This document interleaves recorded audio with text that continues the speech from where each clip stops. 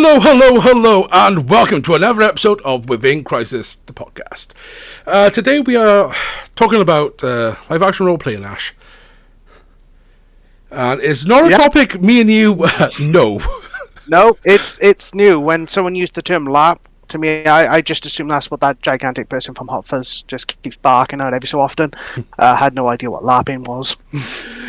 Before we actually try and start the show, how are you doing, sir? How have you been since the last time we did one of these? Yes, it's I'm counting down the days. So obviously, I still intend to come on streams every so often, but from September they're going to be quite few and far between, and quite and I think the scenery is going to change every so often as I'm going to be away travelling for a year. So is the quality? It's depend. So the stream's going to depend on the quality of the internet at whatever hostel, B&B, or whatever I'm going to be staying at. And so time zones it'll be an adventure. Time zones are going to be a bit of a ball ache. But looking forward to it. Yeah, like we just said, if it was just me and Ash talking right now about LARPing, the show is over. But we couldn't do that to you fine folks at home. Usually we do like to do something me and Ash actually know something about, but we got something special. Luckily, we are blessed with our free company of Final Fantasy 14 to have a bunch of people who do multiple other games, and in this instance, they like to LARP. And let's transition over. Hello, gents! We've got multiple people. Si, welcome back. Teddy, Steve, welcome to the show. Hello. Hi. Evening. Right, Si, we've had you on before. People know a bit about you. So, but how are you doing? And welcome back. I'm good. Yeah, I'm good. Thank you.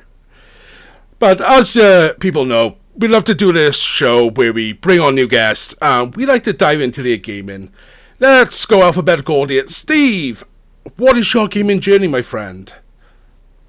I have played most things in various iterations, to be honest. Started with a Sega Mega Drive, way back when. Dreamcast, every version of a PlayStation, every version of an Xbox. Tabletops, tabletop RPGs, love me an MMO. Never say the words EVE Online to me. It's like crack. I managed to quit 4 years off now. We're doing well. And then obviously LARP. And how about you, Ted? My earliest memory of gaming was Alex the Kid back on the SNES. Nice. Yeah, when you beat the boss by playing rocks, paper, scissors. That was a weird game. It was. Yeah, and I got the...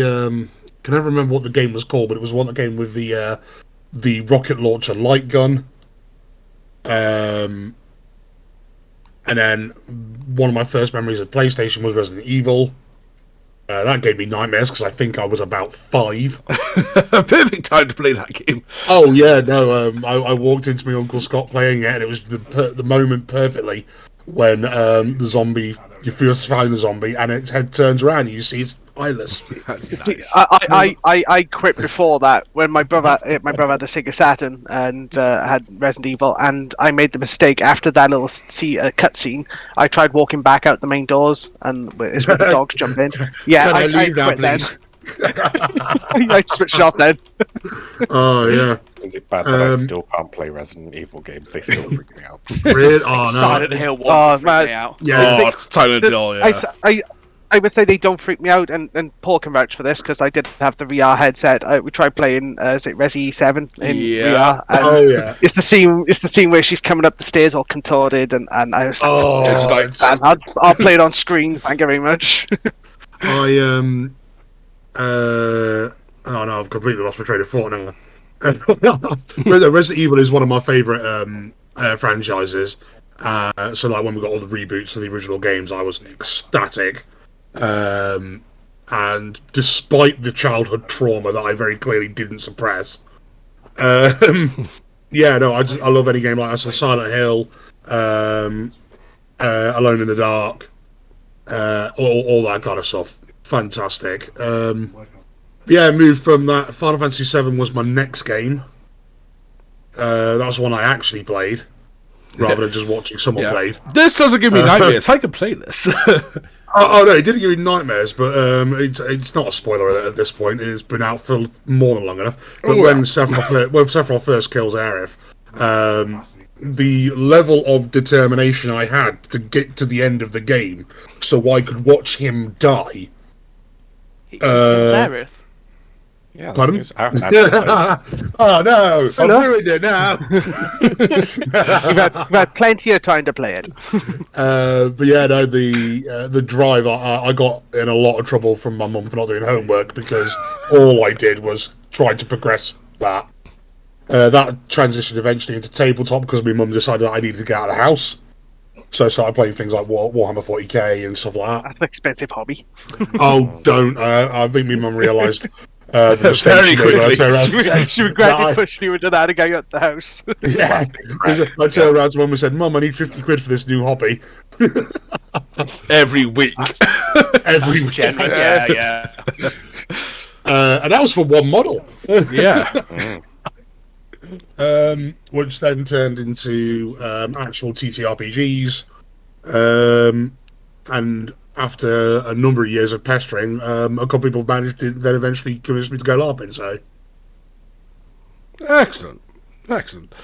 You can tell the contrast when I say you could go as shallow or as deep as you want with these intros, and Steve was like, here's me, done dusted, and Teddy was like, yeah, I know the assignment, I'm bringing the stories. I know you want to piss all anecdotes. I'm about to tell you a great story. Yeah, so as we said in the intro, me and Ash really don't know a thing about LARP. Like, I've said this to you guys outside of the show a few times, that what I've seen of that has been very Americanized stuff, in role models, in... I was about to say Yes Man, Paul stuff Rudd like and that. William Scott. Yeah. So that's been, like, our real thing of seeing it. So, how much of what you see in films like that is actually true of what LARP is? Right, I'll start. When I first started LARPing, there was a very, very famous video of a American LARP with people throwing beanbags and lightning bolts. Yes, I know. Yeah, that was what was seen as, but how it is in the UK LARP was a lot different and a lot more lightning bolt. That's the one, yeah. How I found it is it's a lot more the costumes and the atmosphere's a lot more involved. Yeah, no, I would agree with that. much higher production value. Yeah, because there's a thing. As we can tell with Sai's lovely costume. Yes. There's a thing with American LARPs. I don't know if it's true of all American systems, but because they're not allowed to have weapons look realistic, a lot of them are just walking around with wiffle bats. There's boffer weapons, which are basically something wrapped in foam and then gaffer tape. Yeah. So we had a couple of those at uni, which was old bow staffs wrapped in like pool noodles, and then Excellent.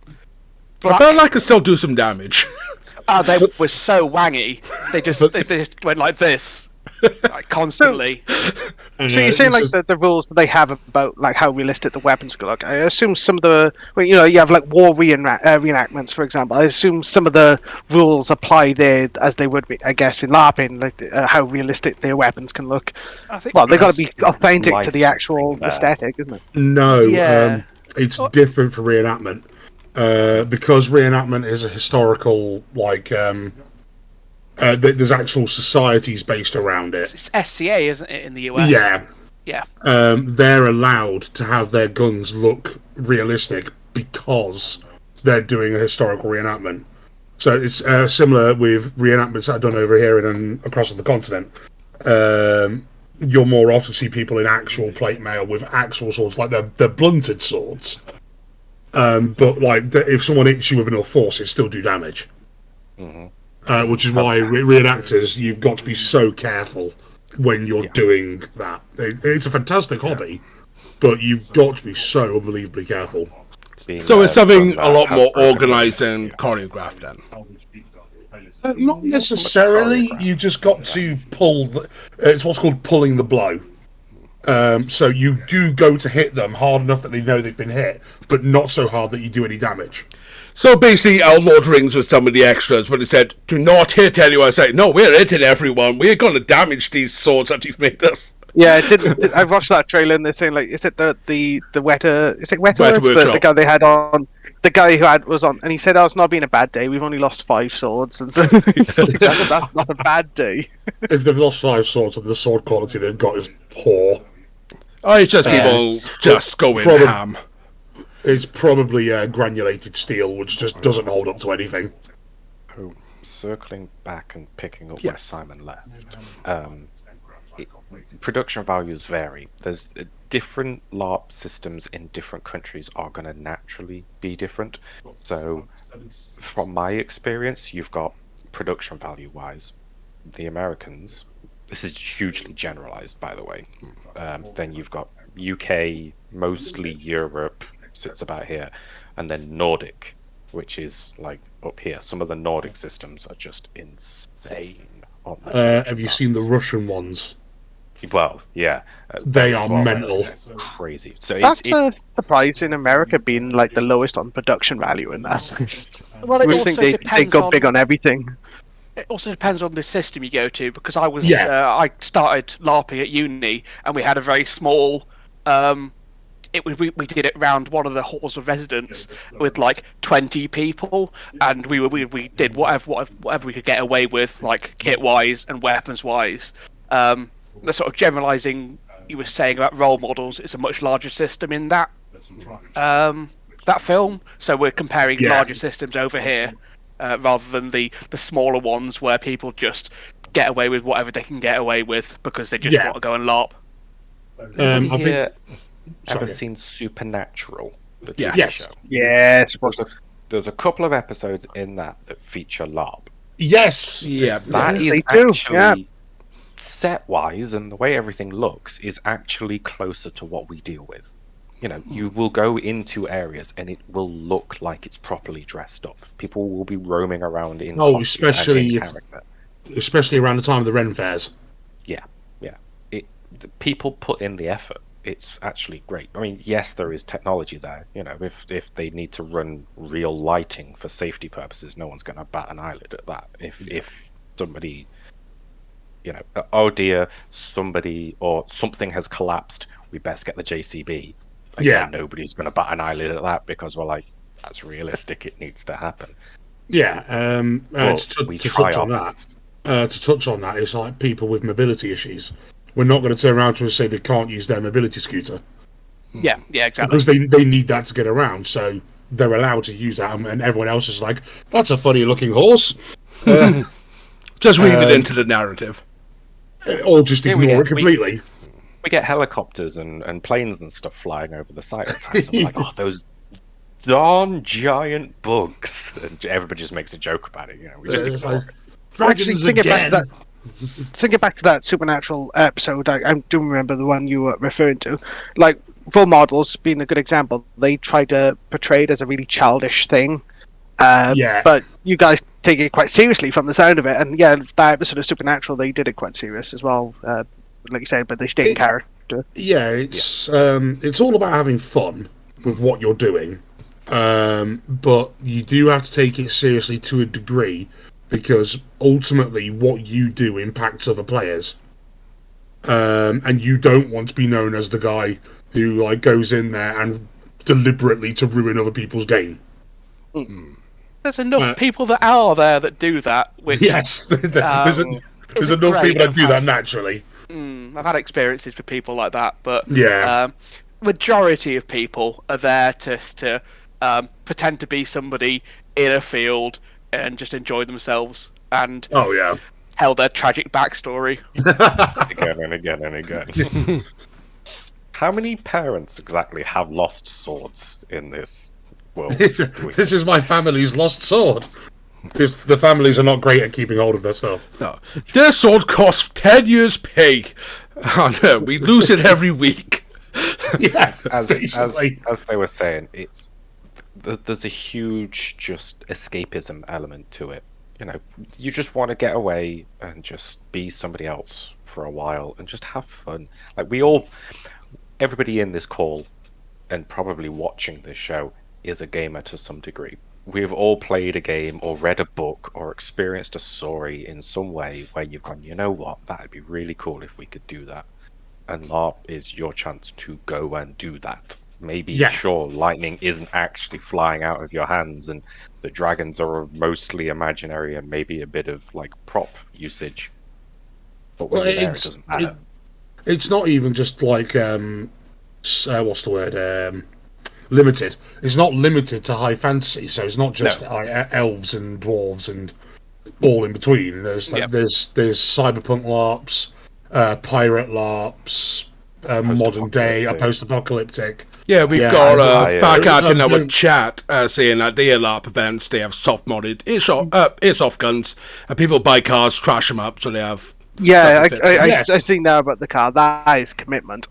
Also Nordic LARP that you were saying about earlier. Yeah, that's Nordic. That's in. But touching back on the Supernatural again, there's a LARP called Wayward Road, which is based off of the Supernatural series.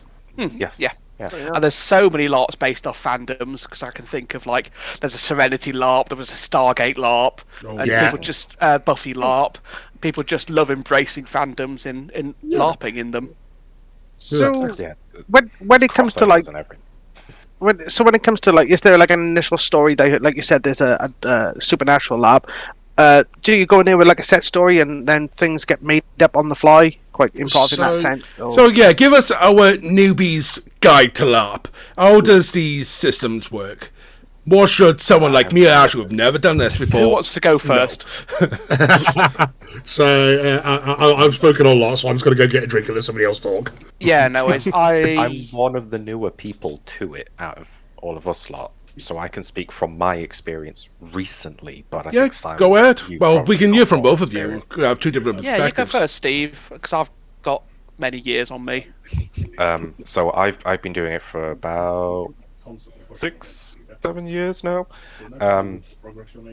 A lot of it is just when you start, you pick your system. So what kind of world do you want to go and exist in?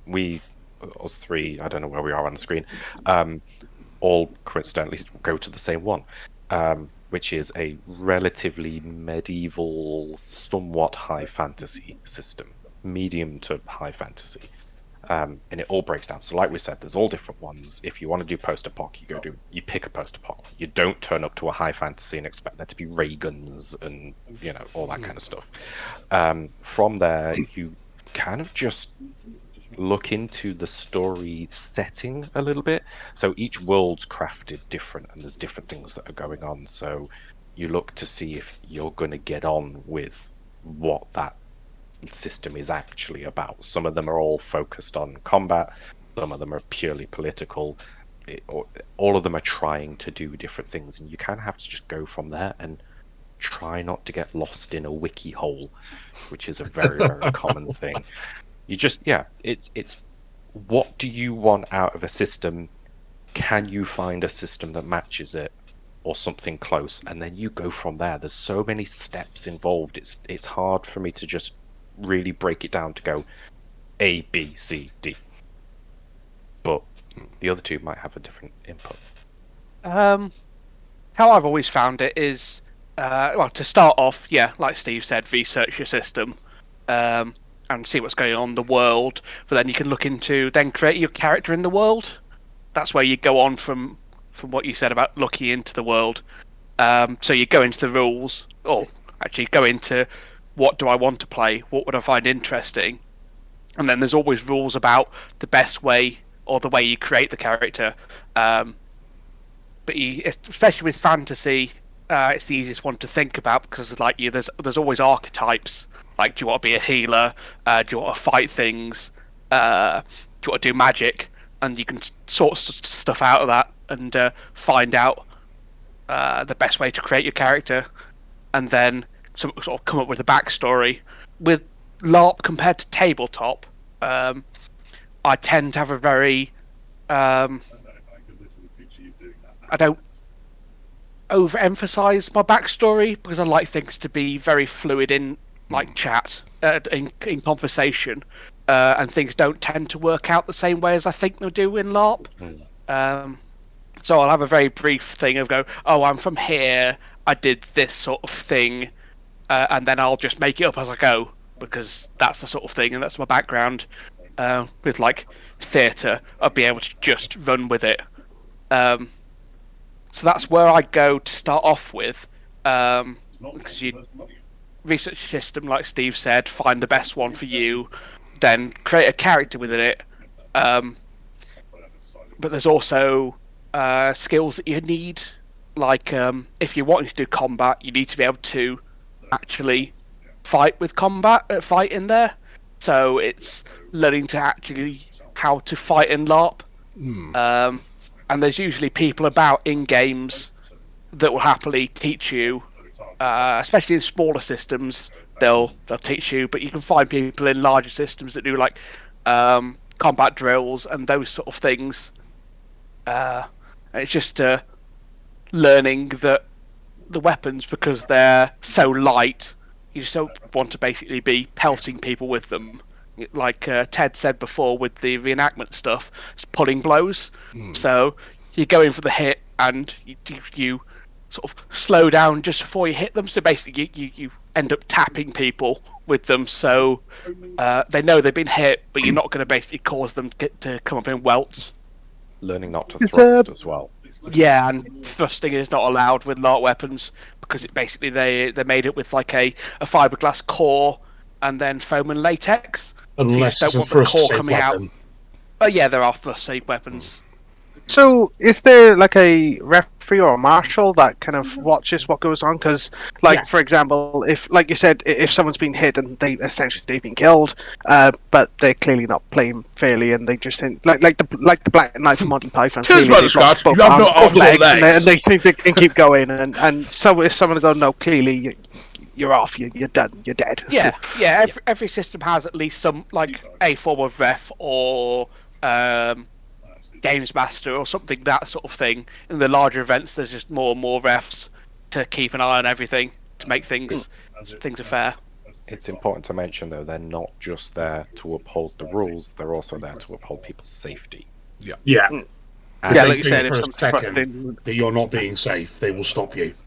yeah, and I mean, depending on the system, Empire, for example, they can hand out fun extra bits to you. So if they see that you've taken a particularly dramatic or nasty blow, they've got a load of what are listed as traumatic wounds that they'll just go, oh, that looked nasty, and surreptitiously hand you it, and you have to open it up to see what kind of wound you've been given. Oh no, they're so good. It got to a point where people were playing Pokemon with traumatic wounds, because they're just all Like, they're just all different and varied. Like one of them was you've got bees in your bones. yeah, all of your internal organs are rearranging themselves alphabetically. Scream around on the floor and screaming. Yeah, You know, they can all be healed. It's just extra fun things. it's just the awkward moment when your appendix is now above your brain because it's alphabetical. I don't need either. Cycling back round to what you were saying about sort of beginner's guide, when you go to an event, there is always a story team there. Yes. So they're basically going to be running like a story or like an overarching plot that people interact with. Because there's always people to the side, which are either like story or NPCs, and it's you will basically turn up and then play as your character and interact with the story that's going on. And it's just however much you want to interact with it is down to you. But it's an improv thing of doing yes and is how I find Yeah. most fun out of all of it. With what you said, Simon, about go in and keep things relatively loose and flowing with backstory is a great way of doing it. But same with your character build. So what you read on the wiki and talk to people about and things like that, it's completely different to when you're there actually experiencing it. Yeah. So you might sort of read, oh, I really love this Magic game. I really want to get involved with it. The politics in this particular area sound great. I love the way the mechanics read, and you'll get there and you'll hate it. No, Yeah, that's So that's don't completely build your character around one I arena am. in which to play. I keep did it fall limited, victim just of give that. it a try. Yeah, I did when I first created mine as well. Same Yeah, thing. I when I originally read the wiki for because what I wanted to be was I wanted to be a wizard, effectively what's called a wizard or a Vate in our nation, Magician. a magician. Sorry, thank you. I wanted to basically go around being horrible and cursing people. But these are like going to be like really minor, like more irritating curses than actual like your firstborn will sprout wings and eat blood.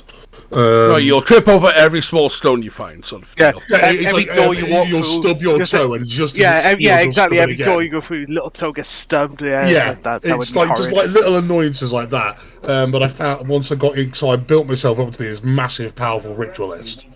And then I found out once I was in game and I was playing it, it's like that's not how rituals work at all. And what you're supposed to do is be part of what's called a coven, which is a group of wizards, magicians. Sorry, a group of magicians. They all go a bloogie woogie woo, a magic on you, and then one of them carries the curse off of the person they've cursed, gives it to them, and now they're cursed. And it's like, so I couldn't just walk up to somebody and go, So it'd be better, say for example, if I was going here for the first time, and as a backstory, because of my father was a soldier, he had died. I inherited his weapons. I was a woodcutter.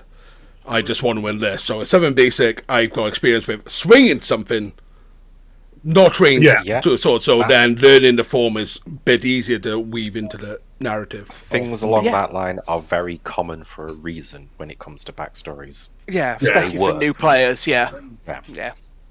That would be great because you're like, yeah, okay, you've then opened up.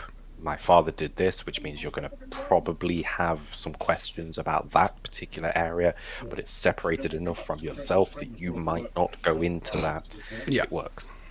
So if I get it, it's like, yeah, combat then for me. Yeah. That level we're covering, it looks cool. Hey, But you Ted, teach. you were also talking about Empire specifically regarding that sort of magic stuff. oh yes, no, that's Empire specifically. Sorry, yes, I should have said that. But- Because other systems do magic differently. Yeah. Compared to the larger the system, the more simplistic things end up being. That's what I tend to find in LARP. If you've got a smaller system, it can be a lot more complex. Yeah. Yeah, it is more. It's a smaller thing to control the environment of. Yes, exactly. Although conversely, actually, I do have experience with a very, very small system where they just didn't put complex things in because they found that their time was taken up so much with the role playing that they were doing around the simple system that they had that they didn't need these in-depth, complex workings for things. It just kind of they simplified it a lot, which So effectively, was good. a GURPS LARP.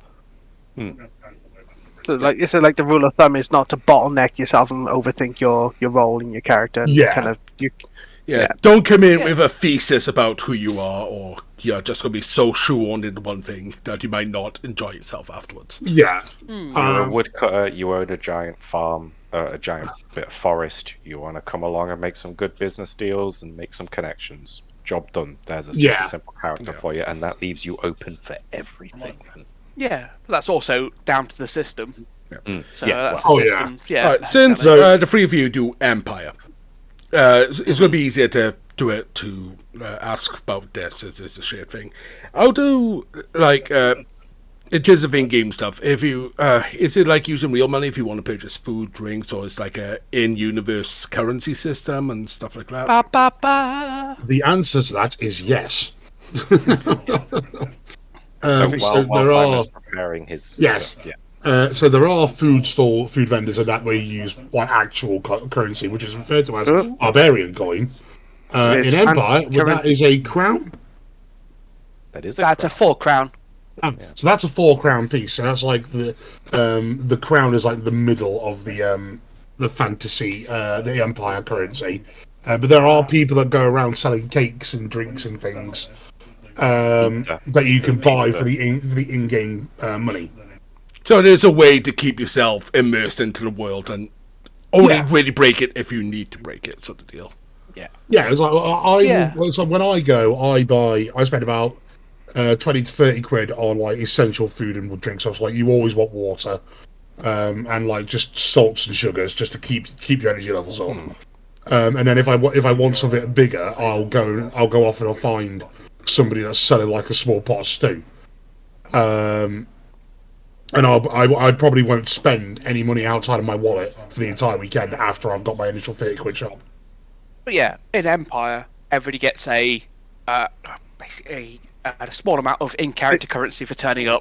I was going to ask, like, do you just turn up and one day just feel like you want your character to be a bit flush, and instead of spending, like you said, £30, you spend 500, and so there is a set rule on what you can start with. Then Some systems will allow you to buy currency and things like that. Empire does not. No. Anything that you earn, See, that's interesting because that's illegal. oh, well, it's classed as gambling then, is it? No, it's not classed as gambling. You are putting a monetary value on a coin that is not recognised by any governing body. But you have now assigned. No, you have now assigned a monetary value. So it's actually illegal to do that. Well, tell that to Disney, the Disney dollars. But yeah, in Empire, everybody starts off with a very small amount, and then each person has a resource that will, say, give in-game items or extra money, and then it's all about trading up and earning more, which then can, like Ted said, be spent on food and drink in game, because a lot of people do things like homebrew and food that you can buy with in-character money, so they make in-character money. Some of the drink that the field has is better than anything you find in a shop. Oh yeah. And So then it's like the equivalent, like people play like online games and you buy like in-game currency to purchase items within game. It's just the live version of that, essentially. yeah, except you can't buy the in-game currency; you just earn it through in-game methods.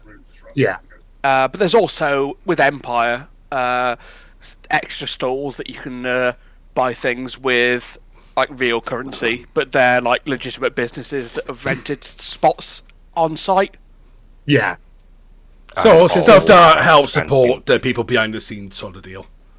But because they have a in-character tavern, but you spend like basically real people money because it's a licensed bar. Yes. But all the people behind the bar dress up as well, so it's not breaking immersion. Yes, you don't walk into the bar and see somebody dressed in like the newest Reebok shirt. Yeah. So you don't turn up being Psy turning up, then the rest of us just in normal shirt and clothes going, well, you're dressed strange. You've entered a time warp. Those are some funny looking tunics. And yeah, that's how I don't know what systems Steve's talking about, because I've only been to ones that have IC currency for IC stuff. Because even at like much smaller ones. Okay, He's gone to the sketchy side of LARP. Yeah, He's gone to the LARP after dark. Because I've been to like a event multiple times where you can earn in-character stuff by basically monstering. So you basically play NPCs and earned in-character currency for doing that. That's cool. And something I think Empire should adopt.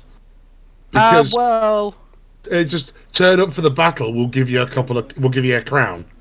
It was Lorien Trust, basically LT, because they have a lot of roaming encounters. Because compared to like Empire, if you're in the field playing your character, you're safe. Pretty much, you don't have to worry about combat happening.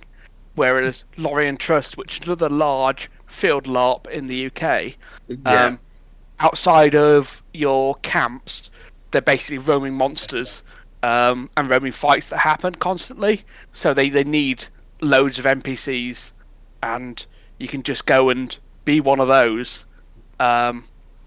So, like, speaking if from want like a some time- video game perspective, it's like once it was like a PvP system, once more like a PvE system, where it's like instant. Like, by the way, it's on Empire, like it's like an instance of 14. If you want to fight, you go to said instance area. Yeah.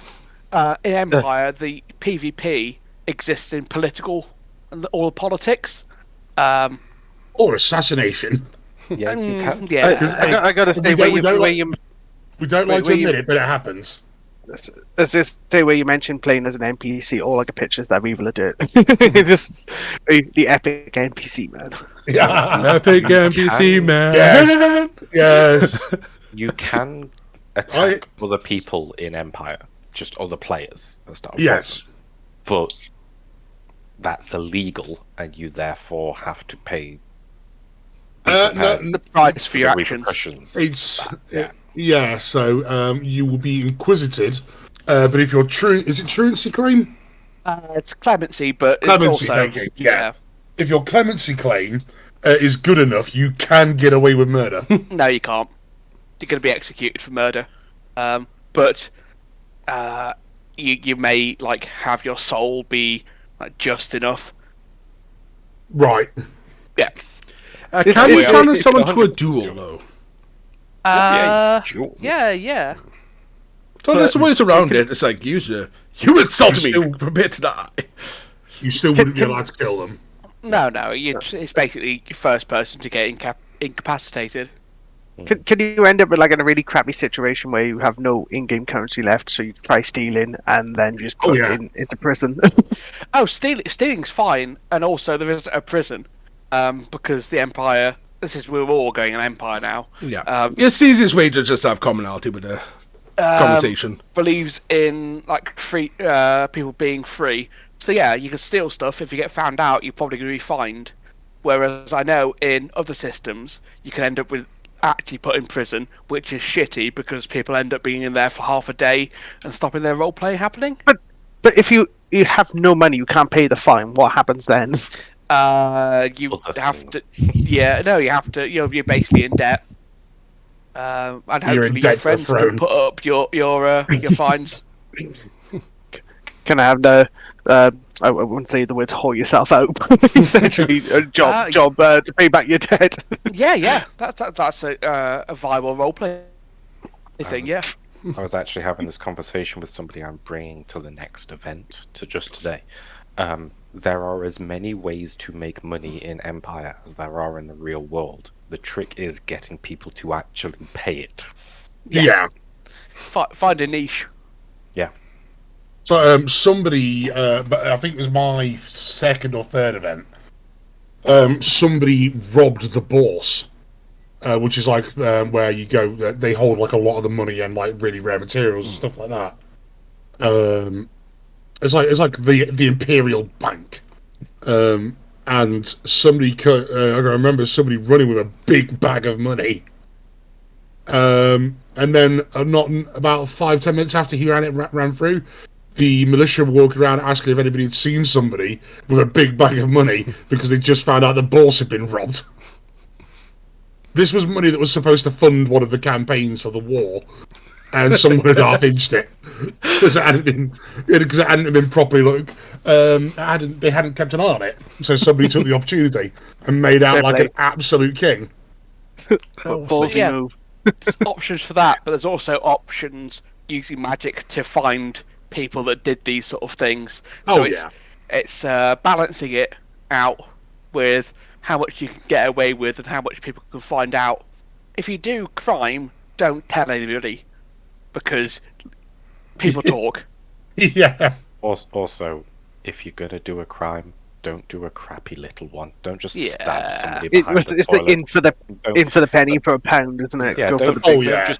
don't just pick somebody's pocket. Make it into it like we are going to try and assassinate this person, and you make it into a big 2-year thing. You know, you send them threatening letters, you send them on wild goose chases, you tip them off because that's role play for everybody. Then, Oh yeah. same with if you're planning a giant heist. Like, we know this character is incredibly wealthy. We're going to try and steal half of their fortune. Tip them off.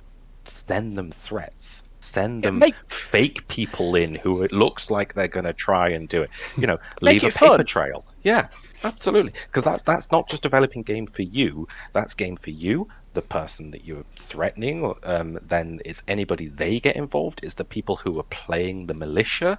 It's so much more developed if Yeah. you make it big, Uh, fun, and interesting. With, you Don't go- with just go around Empire, picking a pocket.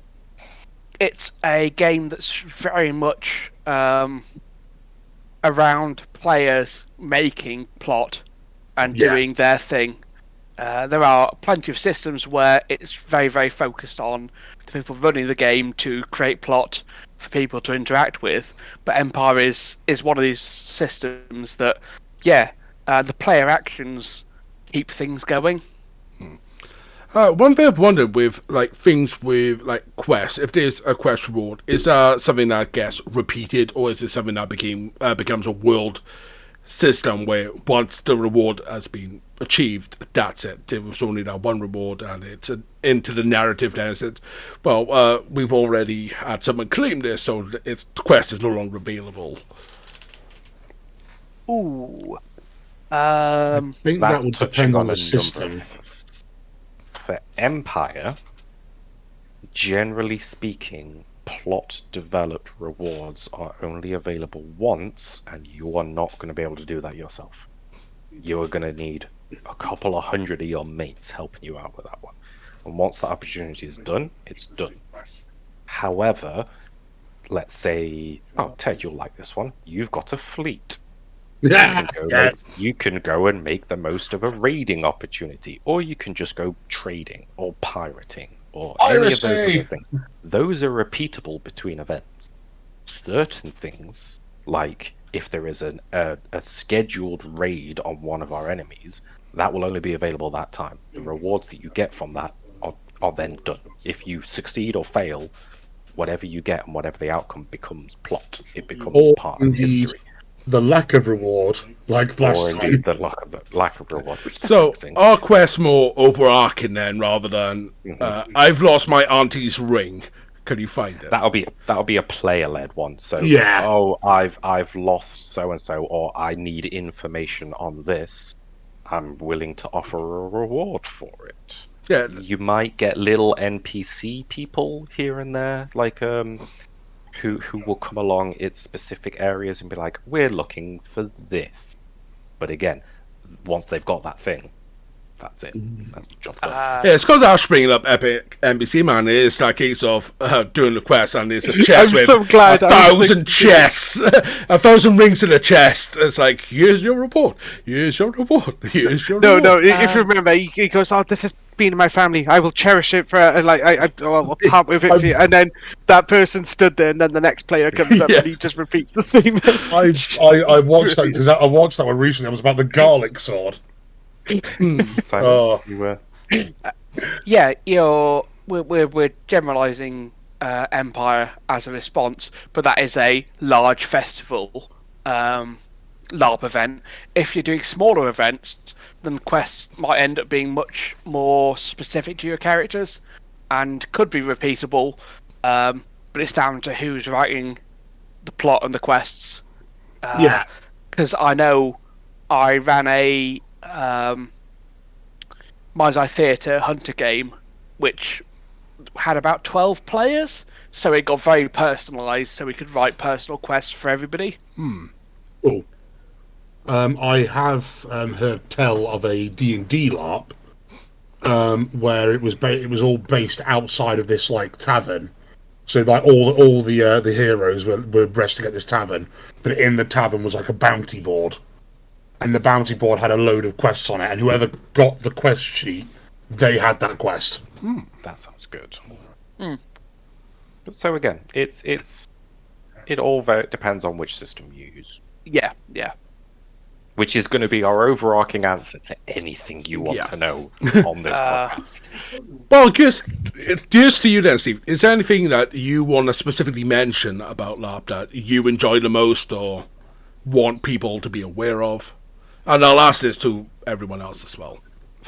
For me, it's kind of what I've also been talking about with some of my friends recently, and it's something I've started to notice over the last few years of attending Empire, and it's how much it has an effect on you without you realizing. So I present as something of a charismatic, nice, can talk to anybody kind of guy, but I'm actually incredibly nervous and I struggle socially a lot. Going to Empire has helped that significantly. I'm a much different person now than I was then. The thought, if somebody turned around to me and said 6 years ago, yeah, in a couple of years' time, you're going to happily stand in front of 600 people and make a load of stuff up on the spot, I'd probably pass out. Is it But like the now I escapism not can, helping out, or is it the fact that yeah, you got a yeah. role? You are not Steve at this moment. You are your character. It's exactly that. A lot I've started to notice recently, a lot of my character's traits and my traits sometimes overlap and interact. So I'll do something in the real world and I'll be like, oh, I had a him moment then. That was I fully channeled him into doing it, and it's strange, but it's very freeing. Did you feel like when you like the first time you ever did a LARPing event, like from the fact that we're all around roughly the same age, and I think it's kind of socially drummed into us that when it comes to like fantasy and all that, and video games in general, they that's something that's associated to children. And like when you're an adult, you're supposed to grow up, which is what is imagination and any like just getting pleasure out of high fantasy just supposed to go down the drain. It's supposed to be a boring adult. And yeah, is there some part of you where you a bit conscious of like, oh, is someone going to see me dressed up like this? Someone just walking down the street and think, oh, well, what a test? Because I know I would feel like that in that sense. What you've just touched on is one of the reasons why I was so late to LARP. Because I was so conscious of that and being embarrassed about it and basically hiding who I was from the world for so long. If I'd have actually embraced it when I first discovered this as a hobby, I'd have been doing it for as long as Simon.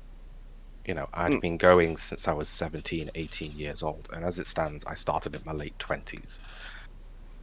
I kind of wish I could go back, and to anybody that's listening to this or considering going to a LARP, trust me, one of the biggest regrets of my life is not starting this hobby sooner. Nobody there judges you. And actually, in the real world, people want to know about the weird make-believe worlds that I go to. I sit in a bar and I will chat anybody's ear off, and everyone's like, you know what? We watched that stupid movie with Paul Rudd and we thought it was pathetic, but actually what you're saying sounds incredible. It's not embarrassing in the slightest because everybody you're surrounded by is doing the same thing. You're all part of the same hobby. You're part of a giant welcoming community. And I can't praise it enough. I think like people that are not into really like fancy or gaming like us have actually kind of I guess touched on the kind of LARP inside of it, in the sense that if they ever done an escape room, because there's like a story that's built up there, or if they've done paintballing, because that's kind of reenacting it like a war. Obviously it's not real combat, but it's make believe in that sense. So it does. Yeah. There is that element there. Have you ever watched a movie and thought it would be cool to do that stuff? Most people have seen a movie. Yeah. There you go. It's as simple as that. Yeah, so, Ted, let's have you up next. Anything that you want to bring up about your own personal experience with LARP, or something you want people to just be aware of? I think I had to learn. I had a habit beforehand of running to judgments about like people or the way they were acting, especially the way they were acting towards me. And whilst I've always been a very sociable person, and I've ended up going, it's very easy to make friends. But there was a time where I would always sit down and quietly just sit to myself, go, they're kind of rubbing me the wrong way. I had to completely unlearn that when I started LARPing, because we'd get there on the Thursday, we'd meet the people, the basic human people, have a drink with them, have a laugh with them, and then the next day they're a completely different person. They've got a new name, they've got a new attitude, a new outlook on life, and I had to for a while, it was difficult for me to separate that person from their character. Yeah. So I had to unlearn that. And as soon as I did, it was fine. And I'm now at a point where I can comfortably jump in and out of roleplay with someone. So we'll be role playing, and then something will happen that'll briefly break the role play, but it's fine. Just quick, this, that, the other, and then jump back in again. And I can now do that on a whim. Whereas when I first started, it took me a while to learn how to do that. And then once I'd learned that, I now just basically sit down at my camp, I make money, and I drink beer, and I say hello to people that walk past. That's the way. And yeah, sounds like the dream. So it's basically it's all about getting out of your own head. Yeah, because a lot of people have a habit of just going in their head, staying in their head, and then that'll dampen their experience. Yeah, that's something that happens in life with a lot of people. Oh, yeah, no. And just taking away from that for a sec, that's what I've noticed with gaming in general, especially with 14. Like, back when the world was shut down, it's like the fact that, well, you guys have joined recently, but having Simon and Mag and Nash and us just chilling for a few hours, hanging out in game, like, it just felt like the world was still pre-COVID. It was a way to just stay grounded in a lot of ways. Yeah. But what you can take from it is a lot of people are worried about looking silly when they play these games. Yeah. So this is true with LARPing and TTRPG. They're worried about looking silly, and so whenever I meet somebody new, I have to tell them, just embrace the stupidity. I can see. I'd be terrified. I tell you now, I'd be terrified to do that. Just from the fact, for example, a few months back, me and my partner went on a holiday, and there was people dancing, and she wanted me. I don't dance. I don't dance, because when I dance or try and dance, there's this little voice in the back of my head thinking, "You twat." Yeah, no, 100%. And I feel like it will be there as well. No, it will be there. It absolutely will be there. I've got an idea for you, Ash. You go to LARP, but you have a little shadow imp on your shoulder. I'm just like, this little shit, he's in my head. Yes, but say it's already there. You just have him visually there.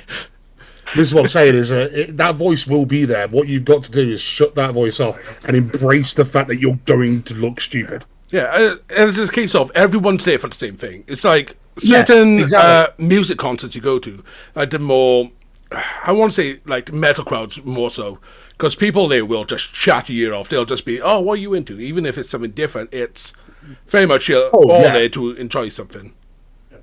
Hey, Zeph, welcome into the chat. Zeph, that's exactly what I do. I drown the voice out. Yeah, exactly. Drown the voice and drinking alcohol and everything will be fine. It's like, but like you're with your people is what I'm trying to get to. Like I was at a Digimon pre-release on a weekend. Okay. I was chatting to someone, and I just randomly brought up Final Fantasy 14, and someone next to me, I play 14, and then there was half hour of us just chatting in between, sorting out cards and stuff. It's very much when you're with people, the chat just flows, so you might feel self-conscious, but you find someone you connect with, it's like, oh, we are brothers now! Yeah, no, it's embrace it and just become part of it, and you'll have so much more fun. I mean, I've been doing theatre shows for a large portion of my life.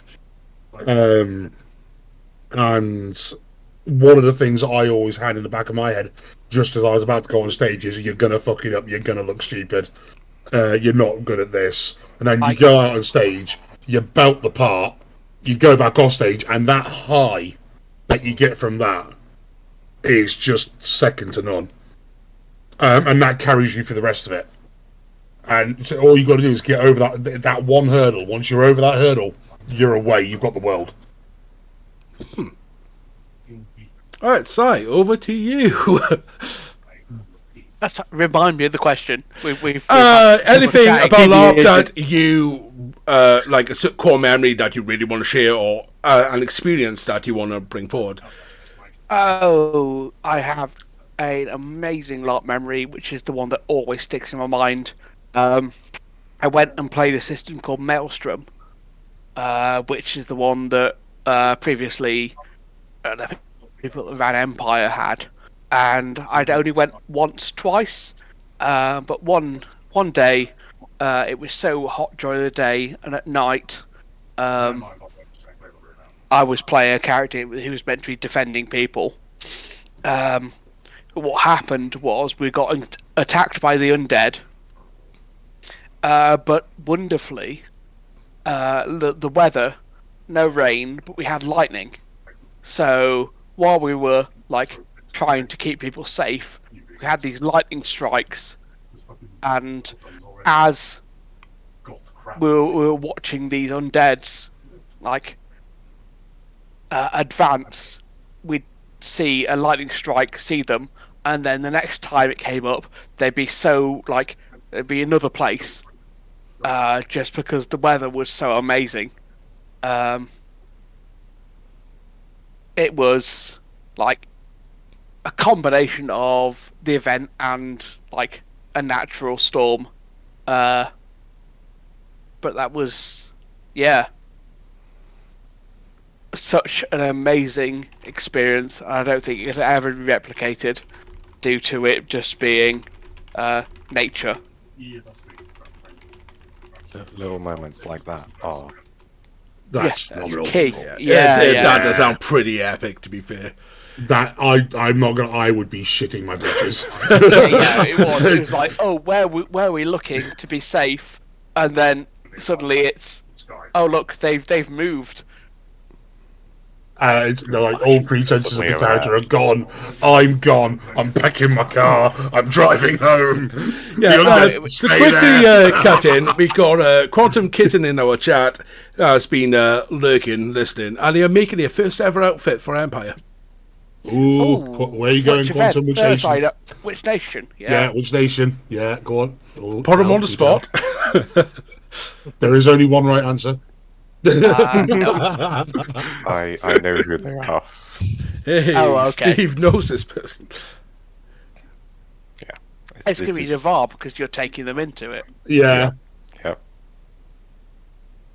Navarre. Yes, that is the right answer. It is. Ding, ding, ding! You are winner. You win a prize. I'm not going to stab you at the event. But yeah, that's You are free from being stabbed. What a yeah, reward! that's been the most amazing time I've had immersed in an event. That sounds But phenomenal. I've caused so much trouble with characters in the past. Well, you are a troublemaker even 14. I'm not surprised. Simon's one of the reason I kept going to Empire as long as I did. Oh. He was a fantastic person who I got introduced to on my first or second event, and I kind of just absorbed so much love from him, from everything. I couldn't help but get hooked. Yeah, I don't think playing, Quantum Kid has raised a good point here as well. Something that's not been mentioned. If I guess you guys made your own, I say uniform, but your own kit as well. That's like a skill set that if it's like leather work or stitching or just it's definitely plays to that as well, doesn't it? Yeah, do you get a lot Absolutely. of transference then from stuff you do for your hobby that you can transfer to real world skills? I mean, yes. Just having a basic knowledge of knowing how to knit and sew. Just sewing. You'd be surprised. That's like a dying a lot. art. Oh yeah, no. I mean, I made my war skirt, and my friend Justin made my tunic for me. And I've seen a number of people. The coat that I now wear was made by Simon, which is the big patchwork leather one. So yeah, you can make your own. It's the wonderful thing about the hobby is you can either buy the kit if you don't think you can make it, or you Just can. experiment and make it. Yeah. Yeah. Absolutely. Nobody's going to turn around and go, that looks like absolute shit. rubbish, that. They're going to Yeah, go, yeah. good job, nice, Oh, yeah, put effort in. Yeah, yeah. I was saying this to Side the other night that I saw an image years ago of a guy who went to. I don't know if he was just cosplay all up or whatever. The guy was really just a static image, and it was like he was playing a dwarf, but he had a bucket around his main shoe and fake shoe above it, so it looks like he's smaller. If I ever go to one of these, I'm doing that. I've got a bald head. I've got a beard. I'm being a dwarf. I'll be walking around with a stein, and that's got to be my character. Oh yeah, no. There's I don't know what LARP they're from. I think it's the Woofer LARP in Russia, where there's a group of people that play as dwarves, but obviously they're like 6 foot. So what they've done is they've put barrels around their lower legs, with little boots around the knees, so they look like they're dwarves on stilts. Lorien Trust did that as well. Oh, did they? I remember seeing somebody at LT when I was actually there doing that as a. Yeah, I saw that as like, I am so down with this vibe. Yeah, no, I saw that and I was like, you know what, that's grade A quality. That is. Yeah, it's just suspending the disbelief. Yeah. But it doesn't matter whether you make your kit, you buy your kit, you find it tucked down the back of the sofa. If you've put an effort in, people will appreciate that. Charity shops are a gold mine for LARP kit. Yes, definitely. I've spent today walking around them, hence the red face and sunburn. You can find some beautiful things in charity shops, and you just add a little bit of, pay one of your friends to embroider something onto it, make it custom. Yeah. Sorry, I'm coming to visit. I need you to figure this out for me. What? Trousers, tunic, cloak, go. So not just you crafting gear in 14, you're having a craft gear in real life as well. He's a busy dude. But LARP costume is basically about layers, because that makes it look so much better. Yeah. I mean, going back to what you were saying about that lightning strike, Simon, there's so many beautiful little mental images that you keep from Empire. Sorry. Like I can remember my first ever event, stepping out of the woods at just about the witching hour, so just as the sun's starting to set, and I could paint you a picture of how it looked, because it was beautiful, just tense, slightly glowing, the odd little torch in the distance, thin layer of smoke from the campfires, the sky changing colours. It was beautiful. I'm gonna little moments like that. Oh god. Yeah. I'm not gonna. There's so many photos that I have of like the Empire tents, because it's such a large event. It's like a tent city. So I remember. Sorry, yeah. Oh, go on. No, go on. Sorry. This is. I remember the very first photo, ever taken of my character, and I was kind of sat down on this stump smoking a pipe, and someone managed to get a photo of me, and I was backlit by the sun, so it was silhouetted. Oh, nice. And I just looked like some random horned man in the middle of a forest smoking a pipe. That's the image you should have used for the show today. I genuinely, I've only just thought of it. I do not know if I still have that image or not. I'm going on Facebook now to have a look. If you do, I can superimpose it later. Yeah. Do you have someone who is not in character, is not actually part of it, but they're a cameraman and they're going around taking photos or even taking videos, and they kind of and amongst things, or there are people who are still playing characters but will take photos. There are so many in this large LARP. Yeah, in the larger LARPs. Yeah. You will rarely find video of LARP from anybody that knows what the hobby is actually about. You will very, very rarely find anybody taking any video, because it doesn't translate well. It doesn't, no. From images, out of context. We can show you all of these pictures that we're in, and you'll be like, yeah, that looks kind of cool. But to us, that's a snapshot of a real memory, and when you're there and you're doing it, it's so much bigger and more in depth, and it's just incredible. Photo shaman Steph says in chat. Yeah, but there's no way of actually capturing the the emotion and the adrenaline and the sights and sounds and smells of everything while you're there. So photos are the closest things that we can get. Yeah. And even they Videos don't do it justice. No, Yeah. even those mostly serve to a reminder for the people who were there. Here's a question for you three. It's something that came to the foreground with your memories and stuff. And it's been, I was LARPing affected your mental health. It seems like all of you has taken something so positive from doing this hobby. Gentlemen? Whoever Who wants wants to to go jump in? first? I'm sorry, I think I missed the question there. What was... How's your mental health been with LARPing? Oh, I'm... Like I said, boosted it. Like you said, your mindset changed playing this. Steve saying he went from such a shy nervous person to be able to speak into a huge crowd. I think it... That's a difficult one to answer, really, because yes, it has had an effect on me, but I was already pretty like that. So, with the exception of what we're talking about earlier, so learning not to do the first initial gut judge. So that's a good thing. Well, that is something that affects your mental state anyway. The fact that you're able to relax with someone, that obviously just brings something more positive to you. Absolutely. For me, that would just that, and again, just being there just lifts you right up.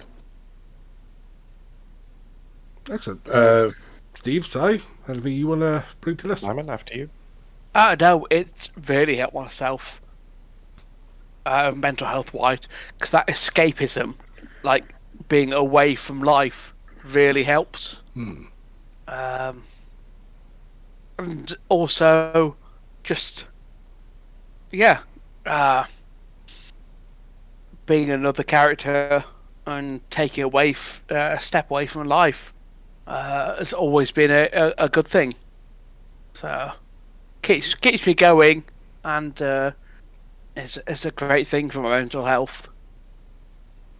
Yeah, Fat Guy in the chat saying having something that keeps you going throughout the year by thinking of ways to improve your kit, getting hyped for it, is something really lovely. Oh yeah, on top of the making kit and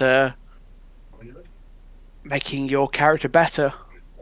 Yeah, just finding little things to nerd out about. Said, oh, I found a new way to dye my clothes a specific colour, and. Concerns me about acquiring a fish through this tiny thing. How about you, Steve? Yeah, just it's been overwhelmingly positive as a whole. Everything that Simon's just said, I mirror. It's helped me no end with the mental health. The escapism is absolutely wonderful. Like, you don't think about the real world at all while you're there. It's wonderful. But also it's very useful for processing things from the real world, but in a detached way. So it can help you in that way.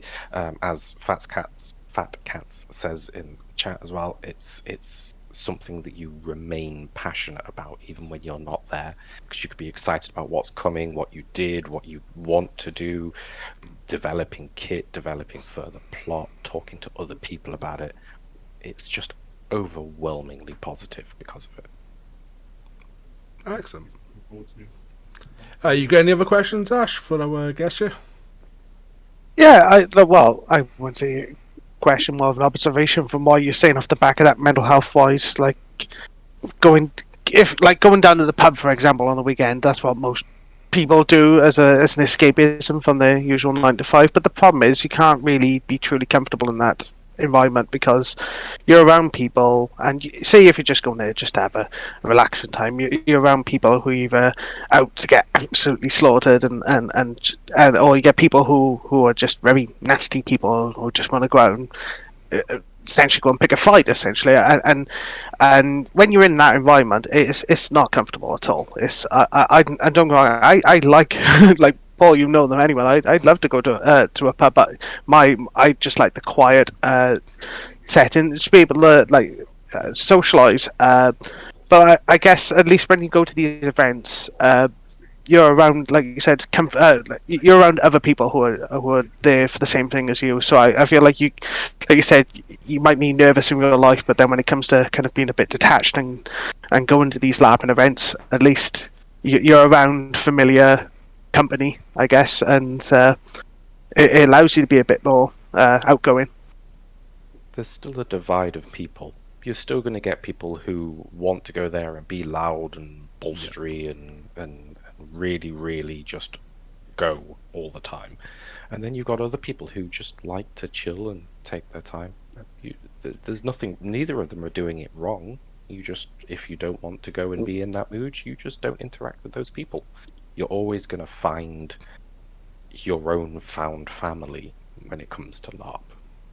And you pick them, and those are your people then.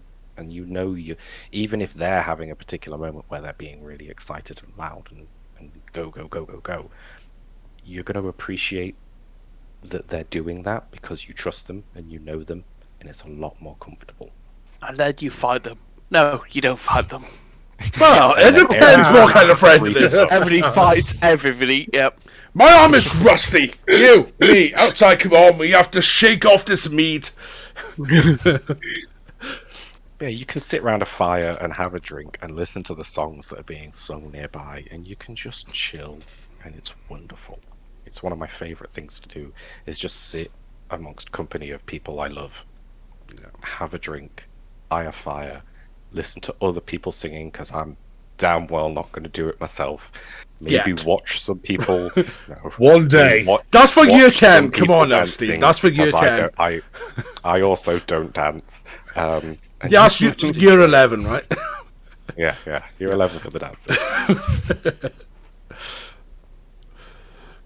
We've been going for an hour 10 now, so any last remarks for you guys? So as we wrap up here. Easy. Just there is a lot for everybody. Just go and give it a go. If you don't like it, then you don't have to keep going.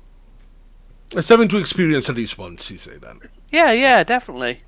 Absolutely, 100%. The world would be a better place if everybody tried it at least once. Yeah.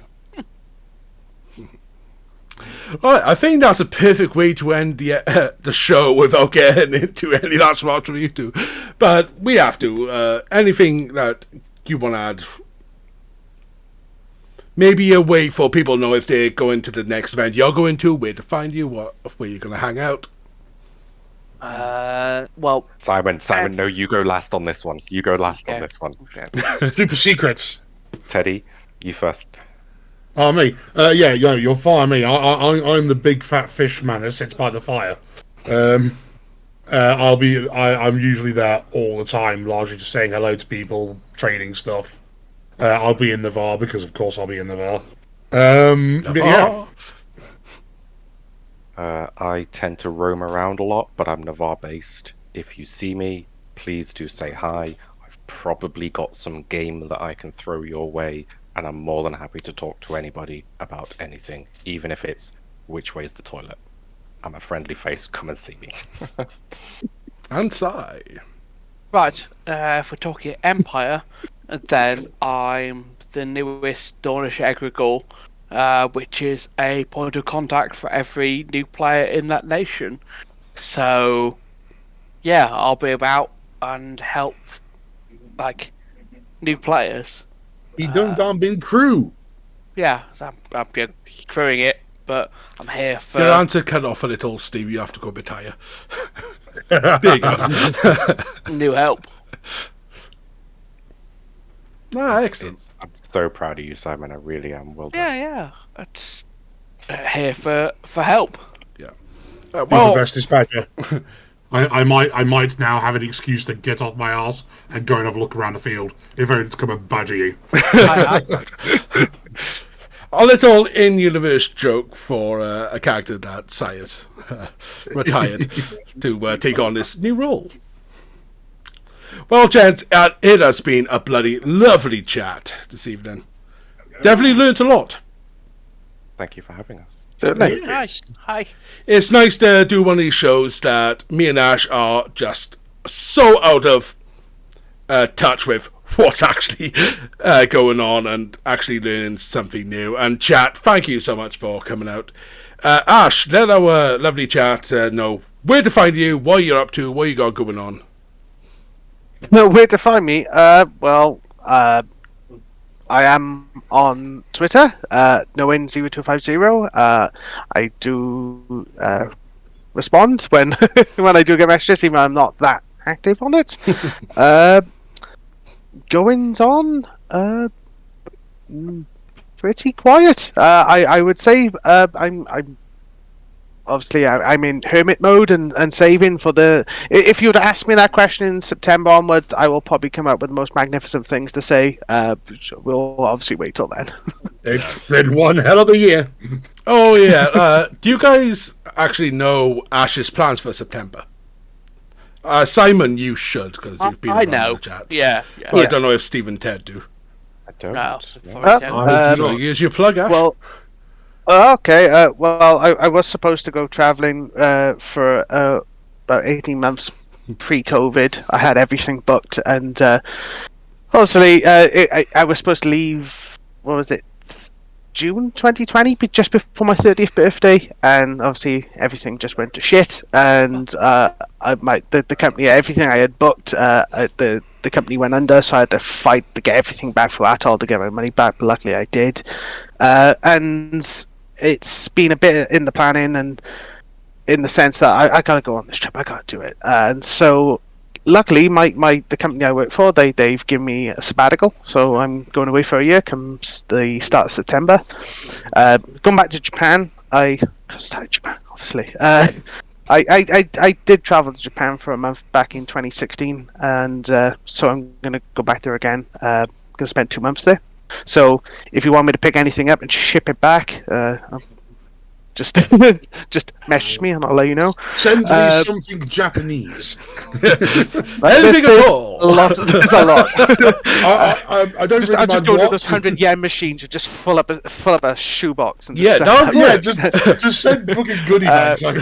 and then from there it's to Thailand, which then I've got my international driving license and everything. So because I'm looking to purchase a bike, and I'm gonna travel Cambodia, Vietnam, Laos, and be around that general area for about 6 to 8 months, of which then my partner will come out and join me, hopefully, in the way we have it planned.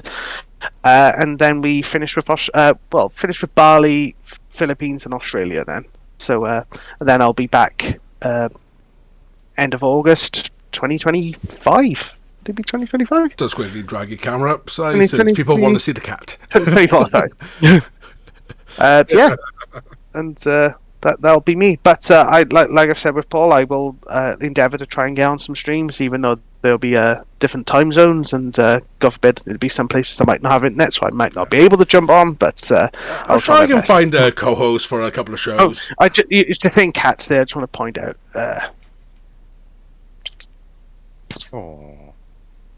There we go. Come here, Sky. Got Sky and Rusty. They're my shadows. Got a Bo chilling behind Sai, all sleepy on the couch.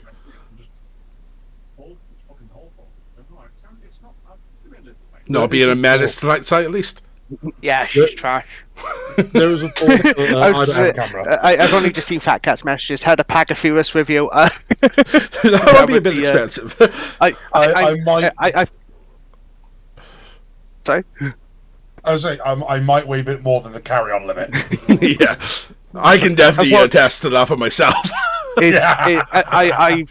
I've got my backpack and everything like ready. But I'm having to kind of go through my kit again and again, because the weight limit I have is 27 kilograms, and you think, oh, that's plenty. It's not. When you think you're going there for a year, you're having to sacrifice certain things.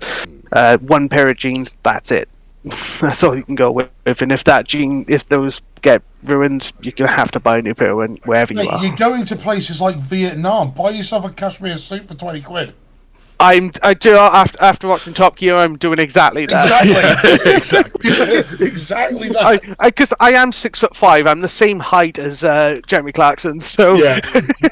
I'm gonna have to have gigantic custom-made clothing anyway. No, absolutely. But it's like, I remember it because it was dirt cheap and it was actual cashmere. Right, to cut you off so I can do the outro, we can do a little post show after this. As for myself, you can find me below at Within Crisis. Find me personally at Flint_Lawlight. You will find me streaming here on Twitch, Mondays, Wednesdays, and Thursdays usually. This week has been a bit crazy with patch of 14 yesterday. I should be streaming tomorrow more 14, where I'm probably going to be crafting the entire stream.